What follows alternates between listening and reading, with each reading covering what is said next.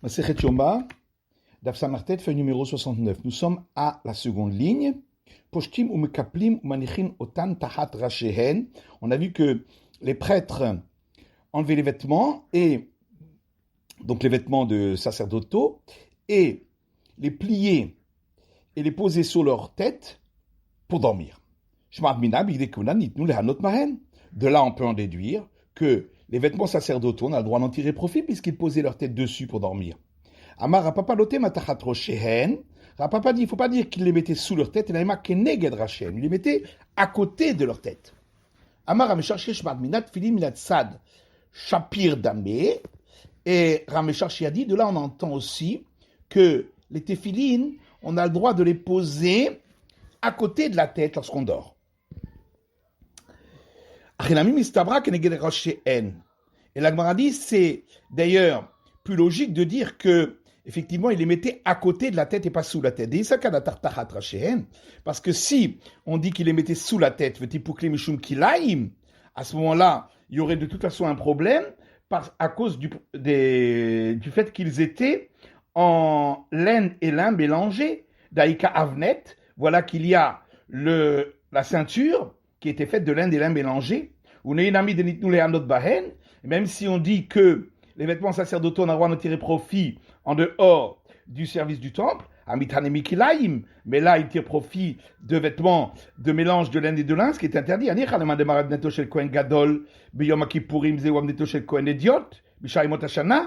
Alors, ça irait bien d'après celui qui pense que la ceinture du grand prêtre, le jour de Kippour, qui était en lin, c'est la même que la ceinture du prêtre simple les autres jours de l'année. Mais d'après celui qui dit que la ceinture du grand prêtre le jour du Kippour, c'est pas la même que celle du prêtre simple les autres jours de l'année, parce que le prêtre simple, tous les jours de l'année, il portait une ceinture en laine et lin mélangés. Qu'est-ce qu'on va dire? Et si tu réponds que des vêtements de laine et de lin, ce qui est interdit, c'est de s'habiller avec ou de les mettre sur soi, mais les poser en dessous de soi, ce serait permis. Il y a pourtant une braïta qui dit, le verset dit, les vêtements de laine et lin mélangés n'ont pas le droit d'être mis par-dessus toi. Par contre, d'après la Torah, tu as le droit de le poser en dessous de toi. Cependant, les sages ont dit, il est interdit de faire ainsi, de peur que un fil de ce vêtement se mette par-dessus son corps. Alors tu vas répondre qu'ils mettaient quelque chose pour séparer entre leur corps et le vêtement mélangé de laine et de lin. Voilà que Rabbi Shimon ben Pazi a dit au nom de Rabbi Yehoshua ben Levi, Amarabi Mishum Kala Kadisha chez Birushalayim, au nom de Rébi, au nom de la congrégation sainte de Jérusalem, même 10 couvertures l'une en dessous de l'autre, si on met par-dessous tout cela un vêtement en mélange de laine et de lin, n'a pas le droit de dormir dessus. Et la lame, donc, forcément, on tire de là qu'il ne les mettait pas sous la tête, mais à côté de la tête. On en a donc bien confirmation. Ravashi Amar, Leolam Tachat Rashehen, Ravashi dit, on peut toujours dire qu'il les mettait sous la tête. Mais pourtant, comme on a demandé, il tire profit de vêtements de laine et de lin mélangés. Cependant, les vêtements des prêtres étaient en dur, qui a démarré Ravuna Bere de Rav Yehoshua, comme Ravuna dit au nom de Rav Yehoshua, du feutre dur de l'endroit de Narash, Sharia s'est permis de le mettre sous soi, parce qu'on n'en tire pas profit. Alors viens et écoute une braïta qui dit, les vêtements sacerdotaux, celui qui sort avec en dehors du temple, c'est interdit, ou ben migdash, mais dans le temple, ben b'sha'at avoda, ben b'shelo b'sha'at avoda, que ce soit lorsqu'il fait le service ou lorsqu'il ne fait pas le service, Moutar, c'est permis de les porter sur lui, parce que les vêtements sacerdotaux, on a le droit d'en tirer profit, même en dehors du service du temple. Donc on a bien une preuve d'ici que c'est permis. Ou même dinalo, la Gemara demande, on n'a pas le droit donc de porter les vêtements sacerdotaux en dehors du temple. Pourtant il y a une braïta qui dit, le 25 Tevet, Yom Har Gerizim hu. C'est le jour appelé jour du mont Gerizim. Dès le mispad, il est interdit ce jour-là de prononcer une élégie funèbre, parce que c'est un jour de fête. Yom Shebikshu Kutim et Bet Elokenu, ma Alexandrus Mogdon Harivo. C'est le jour où les peuples de Kouti, le peuple de Kouta, qui s'était converti au judaïsme, mais continuait à adorer l'idolâtrie sur le mont Gerizim, ont demandé à Alexandre de Macédoine qu'il leur laisse détruire la maison du temple de l'Éternel. Venatnu lahem, et il leur a autorisé. On est venu raconter cela à Simeon le Pieux, qui était un grand prêtre. Ma'asa, qu'est-ce qu'il a fait? La vache Bigde Kehuna. Il s'est revêtu des vêtements sacerdotaux, et s'est enveloppé de vêtements sacerdotaux. Il a pris avec lui des hommes importants d'Israël, qui portaient en leurs mains des torches de feu. Toute la nuit, les uns marchaient d'un côté, les autres de l'autre côté. Jusqu'à ce que l'aube s'est levée. Lorsque l'aube s'est levée, Alexandre de Macédoine a demandé aux gens de Kouta, qui sont ceux-là? Ambroulo Yehudim chez Mardoubecha. Ils ont dit, ce sont les Juifs qui se sont rebellés contre toi. Kevon Shigal Antipatras, lorsqu'il est arrivé à Antipater, Zahachama, le soleil s'est levé, ou Pagros et Bézé, et c'est alors qu'ils se sont rencontrés. Kevon Shira, le Shimon Tzadik, lorsqu'il a vu Simeon le Pieux, Yara Mimer Kafto, il est descendu de son char royal, Vishtachava Lefanav, et il s'est agenouillé devant lui. Ambroulo, alors ils lui ont dit, Meler Gadol Kamotra Ishtachavu le Yehudizé, un roi aussi grand que toi se prosterne devant ce juif. Il leur a dit, l'image de cet homme-là est là, lorsque je fais la guerre, je la vois et c'est elle qui me permet de gagner la guerre. Alors il leur a dit, pourquoi êtes-vous venus?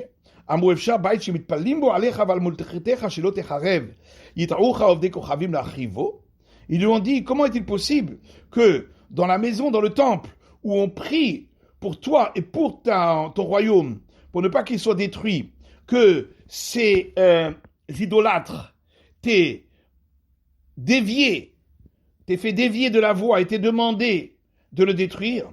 Amalaemi alalou, il leur a dit, mais qui sont-ils? Ambouloukoutim alalou. Ils lui ont dit, ce sont ces gens de Kouta, chez Andim le Fanecha, qui sont devant toi. Il leur a dit, je vous les mets entre vos mains.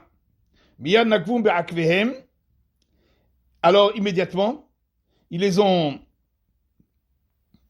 troués. Ils leur ont fait des trous dans leurs chevilles.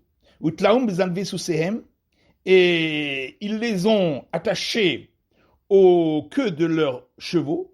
Ils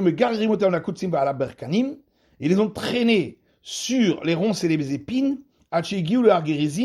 jusqu'à ce qu'ils soient arrivés au mont Gerizim, et lorsqu'ils sont arrivés au mont Gerizim, ils ont tout détruit là-bas, le sanctuaire des gens de Kouta, puis ils l'ont labouré, et ils ont ensemencé Karchinim du cresson, comme ces gens de Kouta avaient voulu faire pour le sanctuaire de notre Dieu. Et ce jour-là, on en a fait un jour de fête. Alors, comment est-il possible que Simeon le Pieux est sorti avec ses vêtements sacerdotaux si on n'a pas le droit de sortir du temple avec? Iba était marouillé de Big Dekuna. Alors, si tu veux, je peux répondre qu'en vérité, c'était pas les vêtements sacerdotaux, mais c'était des vêtements qui étaient faits sur le modèle des vêtements sacerdotaux. Viba itema. Et si tu veux, je peux répondre, il y a un verset dans les psaumes qui dit, lorsque vient le moment où on doit agir pour l'Éternel, on peut même annuler les commandements de la Torah, comme ici, puisque c'était pour empêcher la destruction du temple. Chazan Knesset Notel Sefer Torah, on a vu dans la Mishnah que le bedeau de la synagogue prenait le rouleau de la Torah. Alors de la Mishnah, on peut en tirer qu'on a le droit d'honorer un disciple devant le maître, puisqu'on honorait le chef de la synagogue et le second dans la hiérarchie des prêtres avant de le donner au grand prêtre? Amar Abaye Kulam Mishum Kvodo de Kohen Gadol hi. Abaye dit non, parce qu'en vérité, tout cet honneur qu'on leur faisait, c'était pour l'honneur du grand prêtre, de montrer que tout cela était en fin de compte assujetti au pouvoir du grand prêtre. Le Kohen Gadol Omed, et le grand prêtre se levait pour recevoir le rouleau de Torah. Miklal Shu Yoshev, ça voudrait donc dire que jusque-là il était assis. Pourtant, il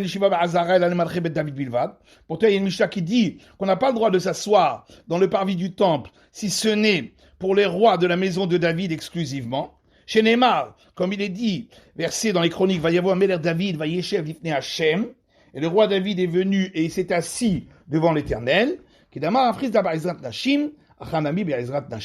On répond de la même manière que Rav Frisda a dit ailleurs qu'il s'agissait du parvis des femmes, ici aussi il s'agit du parvis des femmes.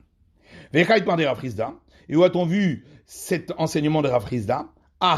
Sur cette braïta. Mais tu veux des Tanya qu'on a posé comme question, la braïta suivante. C'est écrit où est-ce qu'on lit le rouleau de Torah, donc le livre du Deutéronome, lorsque tout le peuple d'Israël se rassemblait une fois tous les 7 ans, dans le parvis du temple. Rabbi Eliezer ben Yaakov Omer Behar Abayit, et Rabbi Eliezer ben Yaakov dit sur le mont du temple. Chez Neymar, comme il est écrit, Vaikra Bo, et Ezra a lu dans le rouleau de Torah, Lifnei Arechov, Asher Lifnei Sha'ar Hamayim, devant la place qui se trouvait face à la porte des eaux. Vamar Rav Frisda Ber Ezrat Nashim. Et c'est là que Rav Frisda dit que c'était en réalité dans le parvis des femmes. Et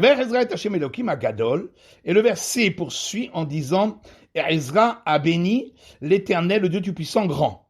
Maï Gadol, que vient faire ici le mot grand? Amar Rav Yosef Amar Rav Shegid Delo B'Shem Amforash. Rav Yosef dit au nom de Rav, parce qu'il lui a donné une grande louange en prononçant le nom du tétragramme. Rav Gidal Amar, et Rav Gidal dit Baruch Hashem Lokei Yisrael min ha'olam v'ad ha'olam. Il a prononcé au moment de la bénédiction la formule suivante: béni soit l'Éternel, Dieu Tout-Puissant d'Israël, Dieu ce monde jusqu'à l'autre monde. Il a institué qu'ainsi on bénirait dans le temple.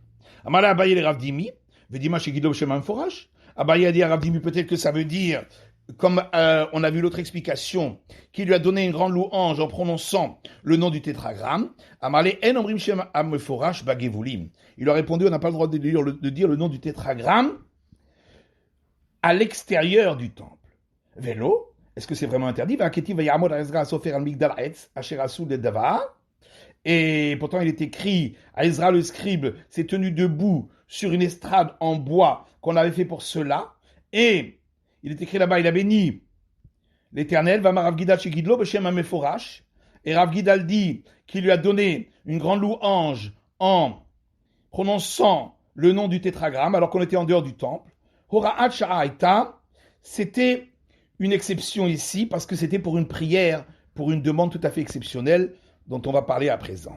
C'est écrit un autre verset dans Nehemia, Vayitz'aku el Hashem Elokim Bekol Gadol, et ils ont crié pour implorer l'Éternel, Dieu Tout-Puissant, avec de grandes clameurs. Maï Amour, qu'est-ce qu'ils ont dit? Amarav, Vitema Rabbi Yochanan, Rav a dit, et certains disent Rabbi Yochanan, Baya, Baya, malheur, malheur, Aïnou, Haï. C'est celui-là, le mauvais penchant, d'Achevel Migdasha, qui a occasionné la destruction du temple, Vekaleh le Chale, et qu'on ait brûlé le palais du temple de Jérusalem, Vekatlinu le Kulhut Tzadike, et qu'on ait tué tous les justes, Veaglinu le Israël Ma'aron, et que Israël soit parti en exil de leur terre. Vadain Meraket Benan, et continue encore à tourner autour de nous. Klum Yahavtelan, et la Lekaboule Behagra. Pourquoi nous l'as-tu donné? N'est-ce pas pour que nous puissions recevoir une récompense lorsque nous le surmontons? Nous ne voulons ni de lui, ni de la récompense. Nafalu Pitka Merekia, est tombé un billet du ciel d'Avekataba Emet, où il était écrit le mot vérité, c'est-à-dire que l'Éternel a accepté leur requête. Et Rav Hanina dit, d'ici nous apprenons que la signature du Saint béni soit-il, c'est vérité. Ils ont jeûné pendant 3 jours et 3 nuits, Masrou Nihale, et le mauvais penchant leur a été transmis. Nafak Ataki Goria Denuram Betkoche Akodashim, et il est sorti en ayant la forme d'un lionceau de feu de la salle du Saint des Saints. Amalou Navi Israël Ayou Yitzchak Avodat Kochavim, et le prophète Zacharie Zecharia a dit à Israël, il s'agit du mauvais penchant qui pousse à faire l'idolâtrie. Chez Neymar, comme il est écrit, Vayomer Zot Arisha'a, et il a dit, donc dans la prophétie de Zacharie, voici celui qui fait commettre le mal. Et lorsqu'ils l'ont attrapé, un cheveu s'est arraché de sa crinière. Veramakala. Alors il a rugi, et son rugissement a été entendu jusqu'à 400 parsa, 1600 km. Ils ont dit, comment va-t-on faire? Son cri est tellement fort qu'on risque d'avoir pitié de lui au ciel. Alors, le prophète leur a dit, mettez-le dans un chaudron en plomb,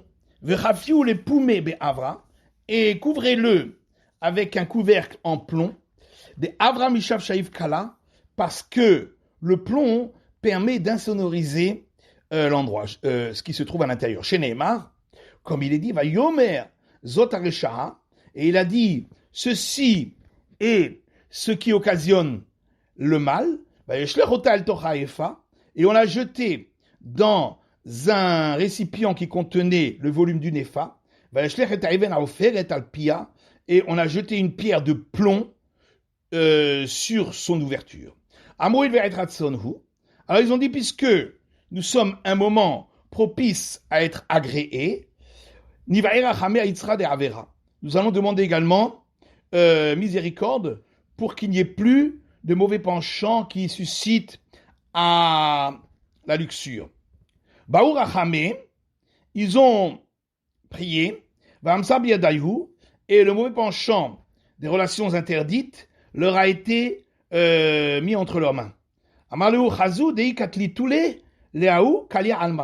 Alors, le prophète leur a dit, regardez bien, si vous le tuez, le monde sera détruit, puisqu'il n'y aura plus de procréation. Ils l'ont enfermé pendant 3 jours, puis ils ont cherché un œuf pondé le jour même dans toute la terre d'Israël, et ça n'a pas été trouvé, parce qu'il n'y avait plus de procréation. Alors ils ont dit, qu'est-ce qu'on va faire? Si on le tue, le monde sera détruit. Si on demande miséricorde pour une partie, dans le ciel, on ne donne pas une partie, c'est au tout ou rien. Ils l'ont ils ont fait en sorte qu'il devienne aveugle, et puis ils l'ont laissé partir. Et ça a servi qu'un homme ne soit pas poussé à avoir des relations avec une proche parente. En Israël, on enseignait ainsi. Rav Gidal Amar, Rav Gidal a dit Gadol, chez Gidelo, Beshem Amforash. Rav Gidal a donc dit que Ezra a prononcé le nom grand parce que il a donc apporté une louange en prononçant le tétragramme. Et Rav Matna a dit Hakel Agadol Agibor Vanora, parce qu'il a dit le Dieu fort, grand, puissant et redoutable. Et cette expression de Rav Matna va dans le sens de celle de Rabbi Yoshua ben Levi. D'Amar Rabbi Yoshua ben Levi, car Rabbi Yoshua ben Levi a dit D'Amar Nikra Sheman Anshei Knesset HaGedolah. Pourquoi on a appelé les maîtres au début du second temple les hommes de la grande assemblée? Chez Ziro Atara le Yoshna, parce qu'ils ont rendu la couronne à ce qu'elle était jusqu'alors. Ata Moshe Amar, parce que Moshe, quand il est venu, il a dit Hakel Hagadol Hagibor Vanora, un Dieu fort, grand, puissant et redoutable. Ata Yermiya Vamar, puis lorsqu'est venu le prophète Jérémie, il a dit Les étrangers détruisent la grande salle du palais du temple, où se trouve sa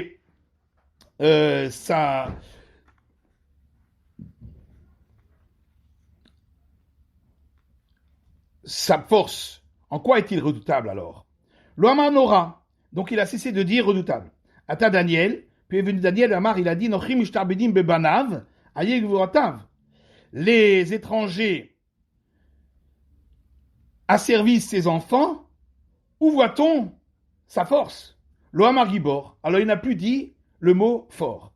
Atouinu, sont venus les hommes de la grande assemblée, à Amrou, à Draba. Ils ont dit au contraire, Zuigvurato. Zuigvurat Gvurato. Ça, c'est la force de sa puissance. Chez Kovesh et Titzro, qui s'empêche de se mettre en colère. Chez Noten Erechapaim, la Rechaim, et il reste patient avec ceux qui font le mal. Veloen Noreotav, et c'est là qu'il montre en quoi il est redoutable. Chez Ilmale Morao, chez la Kadosh Baruch Hu, parce s'il n'y avait la crainte du samedi soit-il, et Achuma Achat Yechola Litkaim Ben Haumot, comment ce peuple, le peuple juif, aurait pu continuer à perdurer parmi tous les peuples de la terre. Comment ces sages ont-ils pu faire ainsi et annuler cette institution que Moshe avait faite de dire toutes ces louanges? Rabbi Elazar dit, étant donné qu'ils savaient que le Saint béni soit-il recherche la sincérité, c'est pourquoi ils n'ont pas voulu dire un mot dont ils ne ressentaient pas le sens. On a vu que le grand prêtre, lorsqu'il lisait le rouleau de la Torah, il lisait d'abord le passage donc, qui est le début du péricope de Aharemot, qui commence par les mots « après la mort des fils d'Aaron », on parle de tout le service sacrificiel de Kippour, et ensuite un autre passage un peu plus loin, dans le péricope de Hémor, où il est dit seulement le 10e jour, où on parle du jour de Kippour. Rominehi, alors on objecte à partir d'une braïta qui dit Medalgin ben Aviv et Medalgin Batora. On a le droit de sauter pour aller à un autre passage lorsque on lit dans les prophètes, mais pas lorsqu'on lit dans la Torah. Alors comment ici sauter d'un passage à l'autre? L'Okashia, c'est pas une question. Alors quand c'est interdit, c'est dans le cas où on va sauter à un endroit très éloigné, où le temps qu'on roule le rouleau, eh bien même celui qui, même lorsque on traduit les versets, il devra s'arrêter et il y aura une pause après qu'il ait traduit le verset. Et quand c'est permis, c'est dans le cas où c'est suffisamment proche pour qu'il n'y ait pas de pause après qu'il ait traduit le verset. Vers la Katani, la Gemara dit pourtant c'est dans ce cas-là qu'on a interdit en disant que Medalgim ben Aviv et Medalgim Batora, on peut sauter pour aller d'un passage à un autre dans la lecture des prophète, mais on n'a pas le droit de sauter quand on est dans la lecture de la Torah, et même quand on permet de sauter, c'est jusqu'à combien? C'est à condition qu'il n'y ait pas de pause après qu'on ait traduit le verset. Ce qui veut dire que pour la lecture de la Torah, c'est même dans ce cas-là, c'est interdit. Amaraba et Lokashia, il dit ça c'est pas une question. Quand on a permis, c'est lorsque les deux passages sont du même sujet, comme ici. Mais quand on a interdit, c'est quand ils sont de deux sujets différents. Vatania, comme on va dans une blague, mais dans le Torah, on a le droit de sauter d'un passage à l'autre quand on lit la Torah, mais seulement quand on est dans le même sujet. Ou quand on est dans la lecture des prophètes, même quand c'est deux sujets différents. Mais dans les deux cas, c'est seulement dans le cas où c'est suffisamment proche pour ne pas qu'il y ait une pause après que on ait traduit le verset. Et même dans ce cas-là, on n'a pas le droit de sauter pour aller d'un prophète à un autre. Par contre, c'est permis lorsqu'on est dans les 12 petits prophètes, parce que c'est considéré le tout comme le même livre. Par contre, dans tous les cas, c'est interdit d'aller en arrière de la fin d'un livre vers le début. C'est la fin de l'étude de la feuille numéro 69 du Daf Samertet.